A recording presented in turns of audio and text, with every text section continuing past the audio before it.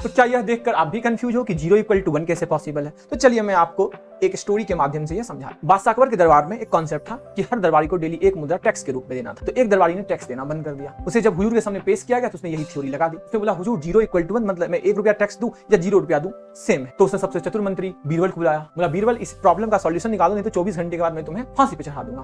बीरबल चला गया। 24 घंटे बाद वो दरबार में जब वापस आया तो उसने बताया हुजूर सब कुछ सही है, a to the power n equal to a to the power n then m equal to n होता है, लेकिन इसमें कंडीशन है हुजूर कि a इक्वल टू नॉट 1 होना चाहिए। तो सबने पूछा क्यों, क्या हुई?